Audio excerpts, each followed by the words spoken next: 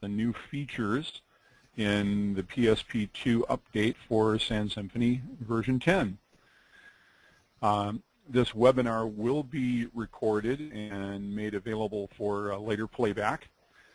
At the moment, I would like to introduce Olivier Rossi, who is a DataCore sales engineer, and he will take it away and make the presentation. Olivier. All right, good morning. Thank you very much, Sid. Good morning, everyone. So this seminar is all about the new features in our Product Service Pack 2 for SANsymphony V10. So for those of you that are unfamiliar with SANsymphony-V and DataCore, DataCore is an independent software vendor that manufactures a software-defined storage platform, right? And what the software allows you to do from the very high level, it allows you to virtualize any block storage device, provide a centralized management of all those storage devices, regardless of whether they are direct attached or external or advanced SANs, right? And allow you to provide an advanced layer of features and capability that permits to protect your data, addresses issues around business continuity, disaster recovery, and all sorts of things that you need to have to do to make your data safe and highly available.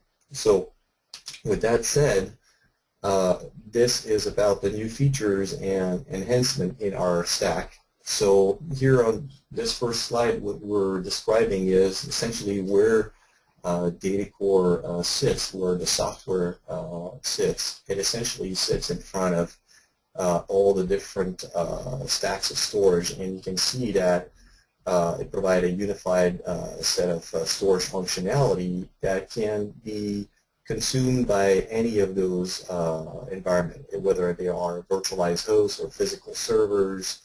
You can build literally a storage subsystem in a hyper-converged fashion, or you can consolidate SANs or direct attach resources, or even offload some of your data to the cloud, right? With the main goal being to centralize all access to the data and the storage and automate all the functionality around storage, as well as pool and protect your capacity and accelerate the performance of your environments. Right? This is the entire feature stack that we have. It's a fairly advanced agnostic software package that provides the storage functionality, and those storage functions are really focused around 4 different areas. The availability of your data, so we want to make sure that your data is always available to you. Maintaining a certain level of performance, so anything that has to do with maintaining the level of performance around your application requirement, right? So making sure that your application, based on the requirement of the application, that we can provide you with the right and appropriate performance. Making sure that you efficiently make use of your storage resources, so things such as provisioning and the ability to pool storage so that you make the most use out of your resources. And finally, facilitating all the management aspect of storage. Okay, so these are the 4 areas.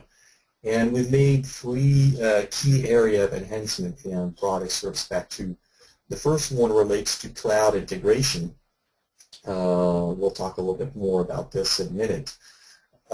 We've made some general enhancement to our software-defined storage platform and the services associated with that. And finally, some enhancement in the areas of performance management and other things that I will be talking about along this presentation.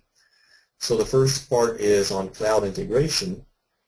So for the cloud integration, what we have done is we have essentially, from a very high level, we have written a Cinder Driver for OpenStack.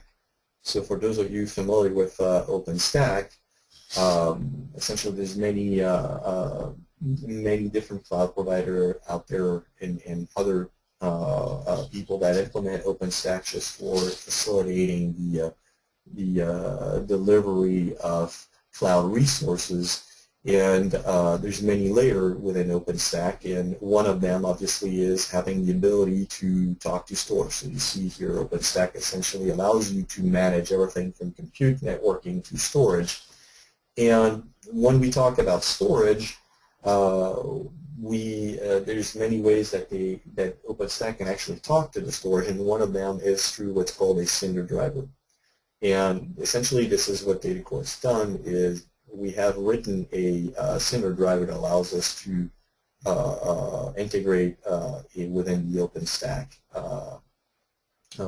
set of suite. Okay, so the challenge was before we did this was to essentially it didn't really OpenStack had some ways to integrate with certain storage vendor, but didn't really have a way to integrate with all storage vendor, right?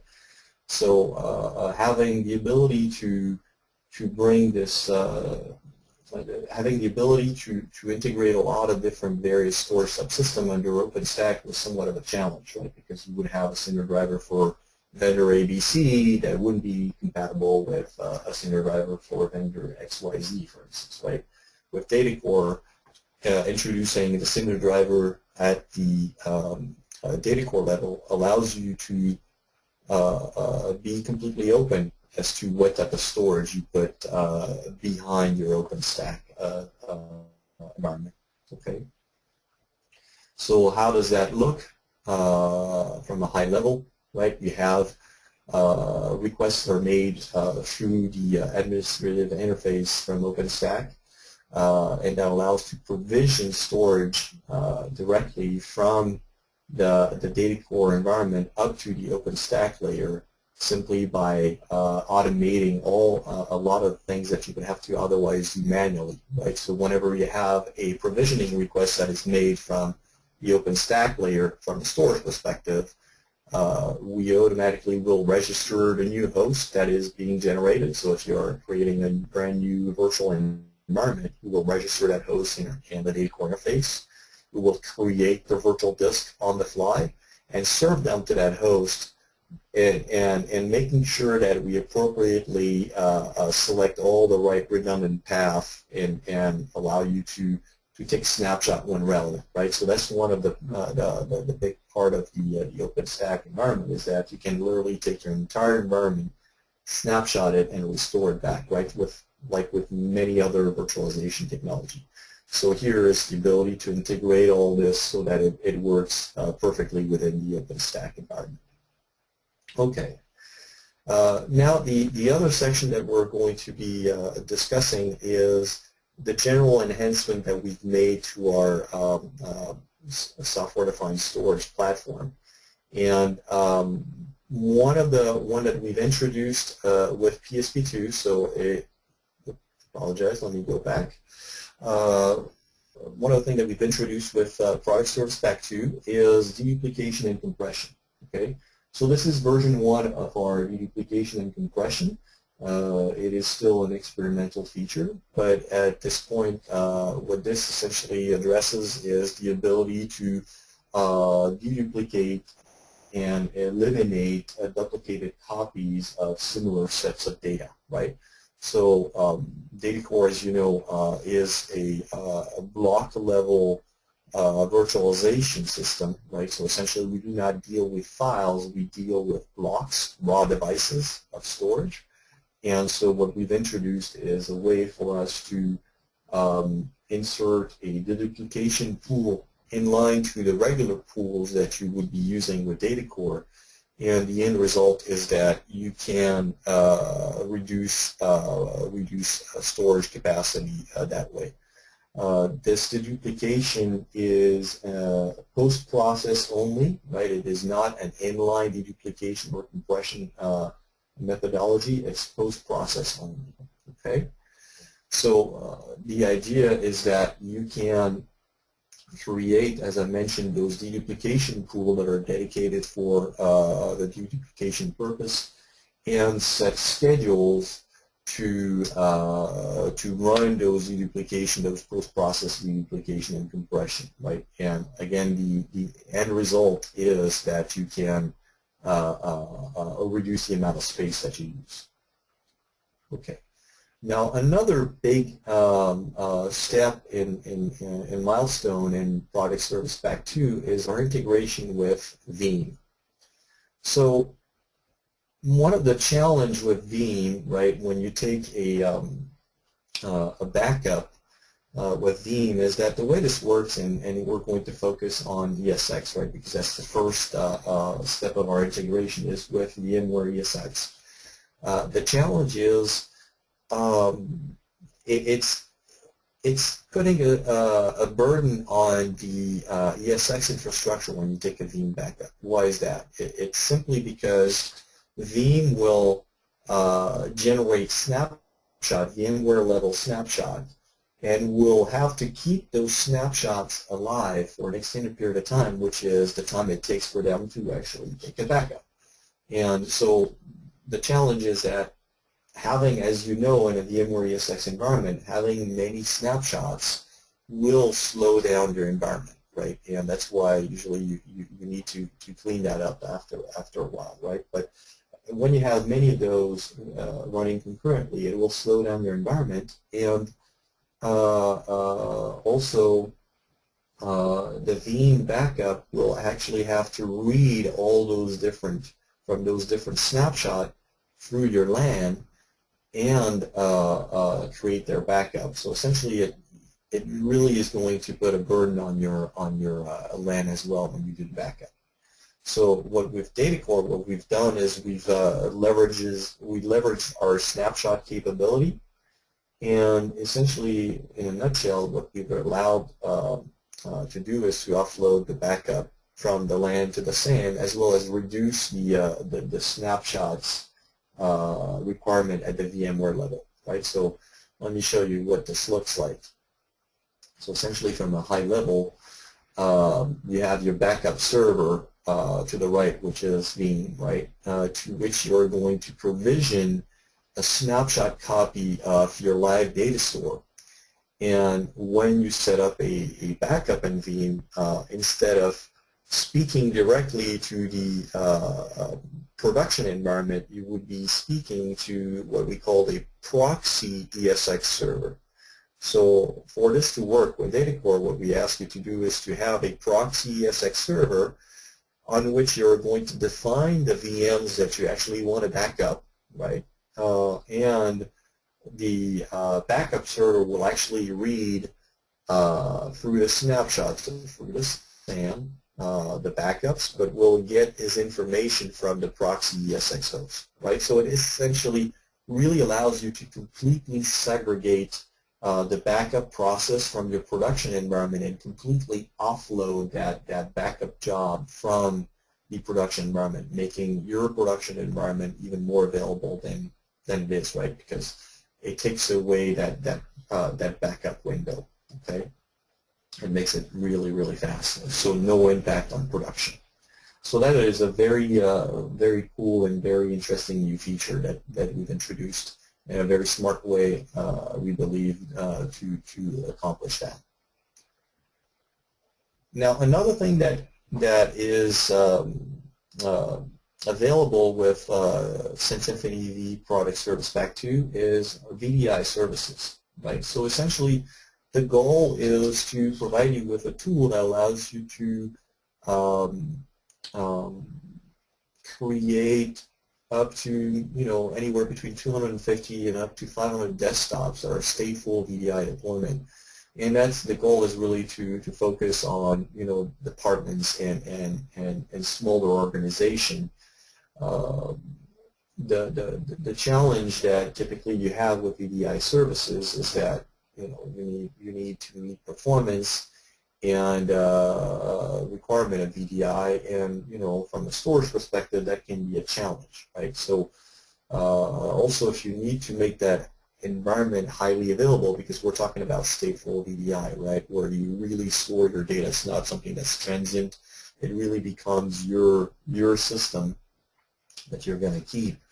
Then making that highly available can be cost prohibitive, right? So what we've done essentially is we have leveraged our integration our capability to run on Windows 2012 R2, and we essentially have the ability to run concurrently with HyperV and provide a highly available HyperV cluster, if you will, for that VDI stack to sit on. And we've provided a nice little user interface that allows you to manage all your VDI source images, creating your VDI clones, reset them, delete them, and as you can see on here on this first slide is that you can create all of this with commodity hardware, right, and really compact and reduce the amount of equipment that you need by simply running a regular traditional server, right, an x86 servers running 2012 R2 with an instance of DataCore and some local direct attached resources. And you will see that we have other technology that I'll talk about in a minute to address the performance challenges. But that's essentially it, right? You can run everything in a converged fashion if you like. And if you need to make this stack highly available, it's very simple. You just buy a second one and you establish synchronous replication between the two stacks, as you know DataCore can do, right? Because most of you out there have highly available configuration. So that's essentially the same concept, but with a little twist where we add a HyperV failover cluster running concurrently with our environment in a nice little user interface to manage all the VDI stack. Okay. The next enhancement is really related to our ability to manage multiple environments from the central console, right? So for those of you that have SANsymphony-V installed, as you know, we had in PSP1 we had the ability already to connect to multiple consoles, right? So from you could run the SANsymphony-V management console on your DataCore server or directly on a desktop if you wanted to, and you could connect to multiple sites, right? So you could connect to your site in your remote branch office site or your main data center site. There was really no way to view all the different groups, server groups, from one central panel, right? That's essentially what we've done. Is we've added that capability of storing all your different connections, and so now you really, if you think about it, this is really kind of a multi-tenant. This can be used for multi-tenancy at the site level, and but mainly the main goal is to really facilitate the connection to all the different sites. So. And maybe not your case, but we have a lot of our customers that actually have several remote branch offices, and it becomes challenging to be able to manage all of them from a single pane of glass without having to disconnect and reconnect and remembering all the different sites. So this facilitates the connection to multiple remote branch offices or remote sites, right?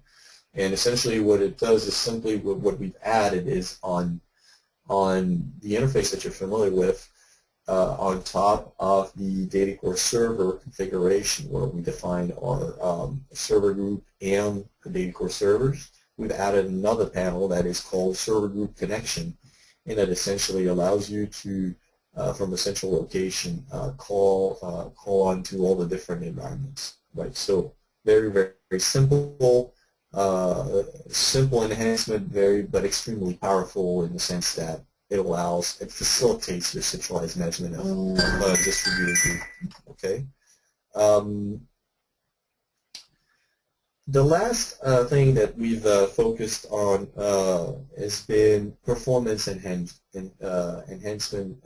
and performance management area, right? So I'll speak to that. So. What we've done is we've added capabilities for smart monitoring at the disk level, right? So smart monitoring. So we haven't implemented smart monitoring at a disk level per se, but we are able to sense smart alerts from physical storage that is sitting, that is consolidated behind DataCore software. And what this allows you to do, it allows you to have some predictive alerts and take action with those predictive alerts.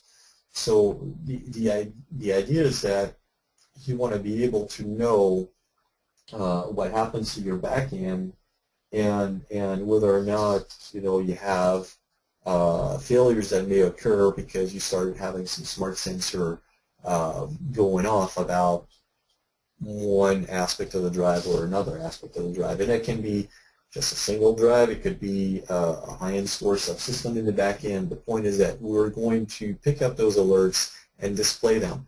And we do this in a very smart way where we are not only displaying that alert at the pool level, but for those of you that are familiar with the way we work, yes, you have a pool, and then on top of that you have a virtual disk, and the virtual disk is what the host is consuming.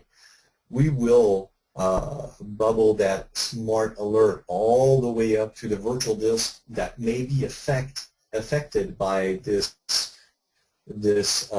physical storage subsystem, right? Because again, when you virtualize storage and you have pooled many resources, it becomes sometimes a little bit difficult to figure out which virtual disk may be affected by which physical resources on the network, okay? So that's really what we've done. We've added also several different monitoring capability, and as you know, we can monitor a lot of the performance counter directly within SANsymphony-V, and we even have trending capability. And we can set up alerts and automated things around those performance metrics. But what we didn't have is a way for you to export those information into Windows Perfmon, for instance. So now if you want to export this information into Windows Perfmon, you can. There is a nice little user interface that allows you to cherry pick which performance counter you would like to see at the Windows Perfmon layer, which then can allow you to integrate with other tools, monitoring tools, and do any type of WMI query you'd like to do for performance management purposes, right? So I'm not going to mention any of the tools, but I'm sure you have many different alerting mechanisms in your environment that would allow you to pick up on WMI queries and so on and so forth. So all of this has been made available in Product Service Pack 2, right? So that's an example of the smart monitoring, right? Here, actually, no, I apologize. This is another enhancement that we've made for the virtual disk. This is alerting you about space in a virtual disk, space consumption in virtual disk, and you can now say, if I am full, I really would like to get an alert from it. Not only wait for the OS to tell me that the drive is full, but have an alert from a DataCore standpoint, so that I can maybe automate the expandability of the virtual disk, right? So you can, as you know, you can script pretty much everything you want with SANsymphony-V. So if, for instance, say you wanted to say, when I hit a warning of 90% utilization, I would like this virtual disk to automatically expand to, from 100 gig to 110. That's possible, right? And the same thing here, the I/O latency threshold. This is related to performance issue that you would have on the specific virtual disk, right? And here, this is what I was referring to, is at the virtual disk level, you can go and click on the Events tab, and you would see if you have any type of smart monitoring issues or any type of alert showing up, and it will show up at the virtual disk level as well, right? Okay, another enhancement that is key is optimization of our pool for the utilization of flash memory and PCIe flash and SSD and so on and so forth, right?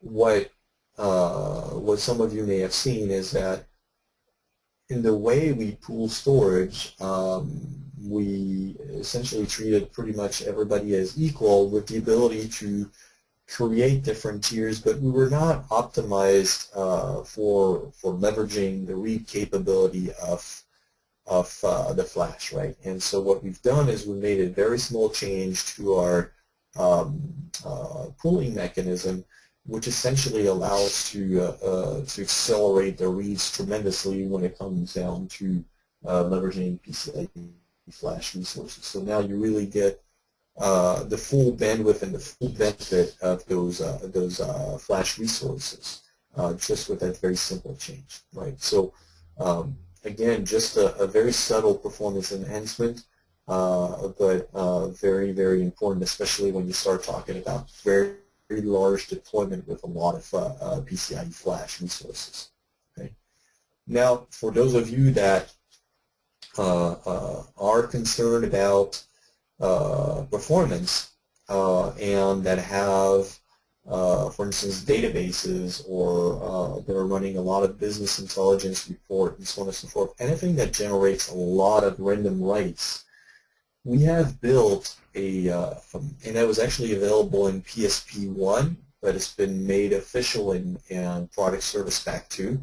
It's the Random Write Accelerator, right? And what this little utility do is it essentially allows you to accelerate a random write pattern, right? So, for instance, the focus is databases and BI and so on and so forth. And what we've seen is that with traditional storage, you will get slow response, from the back end, because with a heavy workload being highly random, that's very difficult on the back-end storage. And the traditional answer is, let me go buy some PCIe flash resources or expensive flash or SSD storage so that I can address that problem.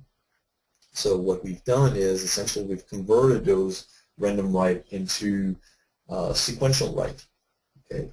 And from a high level, what that means is that whenever there is writes coming down to DataCore, we are turning that random write pattern into a sequential write pattern. So in other words, if it's a brand new write that needs to happen to a virtual disk on DataCore, we just write it to, and we append it to the storage resources in a sequential fashion.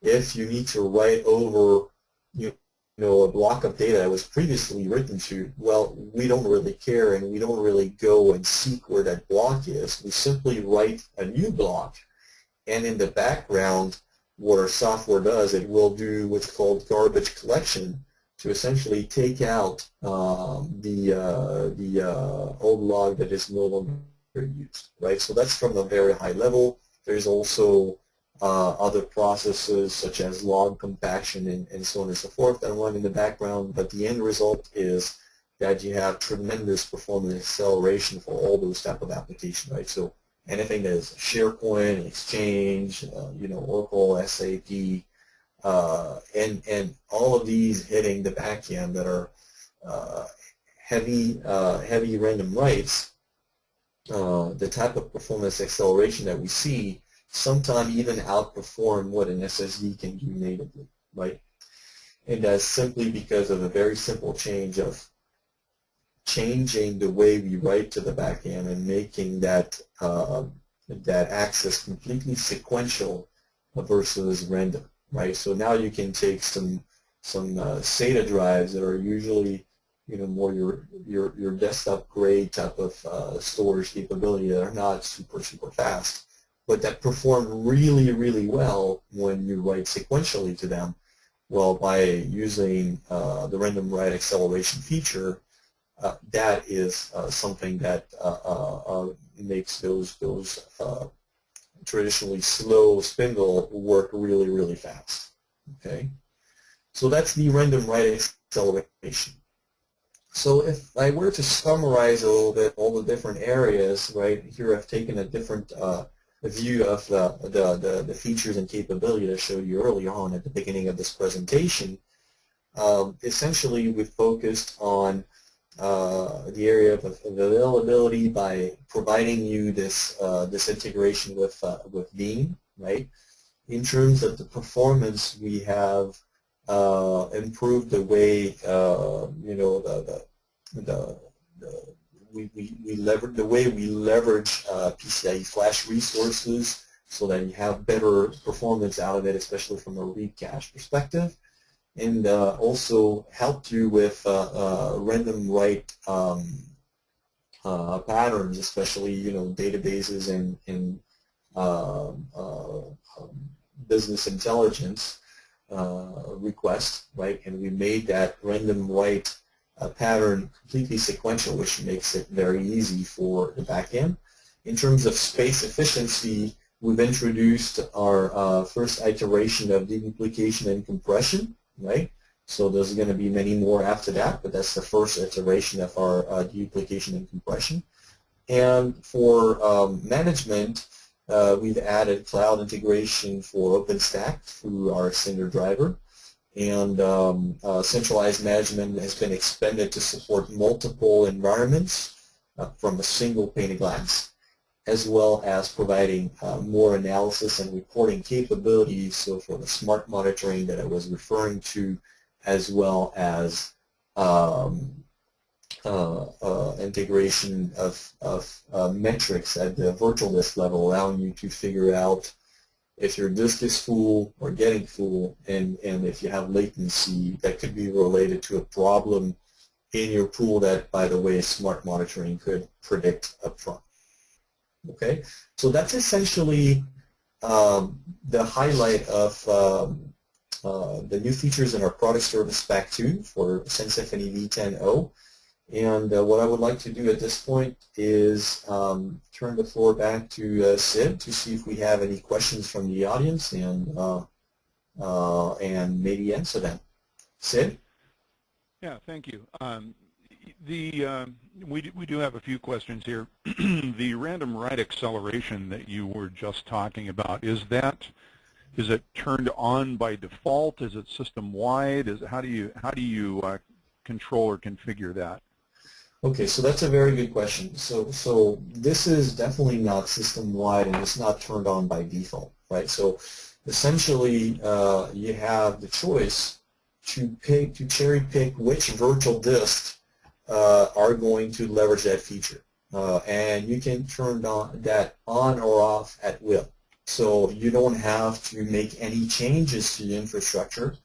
You just decide, okay, this is my data virtual disk, and this is my log virtual disk, and they belong to XYZ pool. It doesn't really matter. I go at the virtual disk level, and I say, go to the advanced, to the detail tab of the virtual disk, and I click advanced, and in there's a little tick box that allowed me to enable random write acceleration, and it's as simple as that. Now, one thing that we do, and it probably was not very obvious when I spoke about it, we turn random write acceleration, we turn random write into sequential write, and I mentioned this garbage collection process. So random write acceleration will consume a little bit more space than what you think your data footprint is, right? Simply because of the fact that for a small period of time, while we do the garbage collection, we obviously have some quote-unquote dirty blocks that need to be removed and compacted and removed out, right? So essentially, random write acceleration will ingest any writes as a brand new write, and will ingest it in a sequential fashion, which makes the backend storage really perform extremely well. But the drawback is that you have to plan for a little bit more space, right? So that's essentially something that it's a little bit outside of your question, but I just wanted to add that level of detail. Okay, any other questions?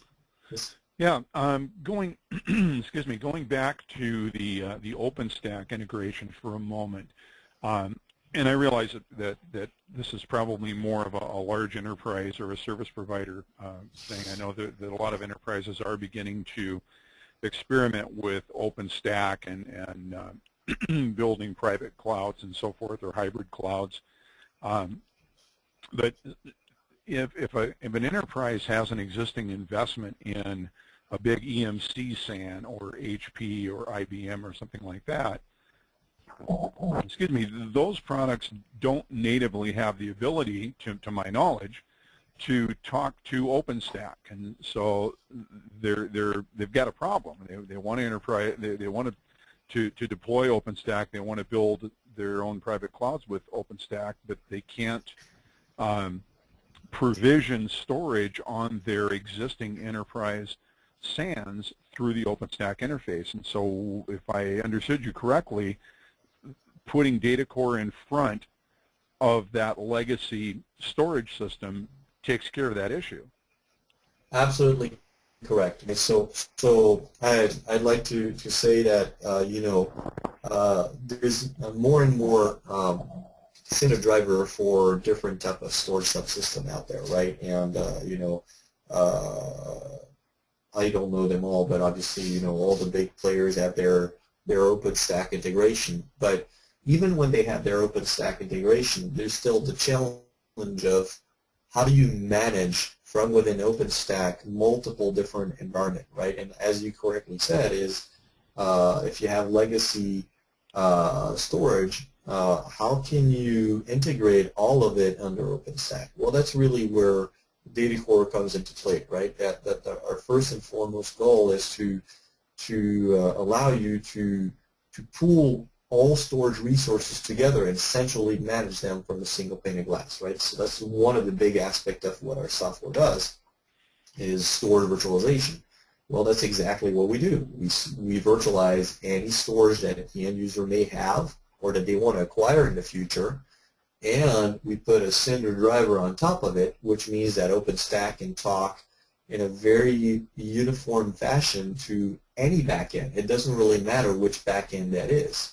Now, if I would go even a step further, is if you are starting your OpenStack integration with legacy storage of some kind, right, and you want to, for instance, accelerate the performance of your pool of storage, again, having virtualized everything with DataCore makes it very, very easy, because one of the features that our customer know and love is auto-tiering.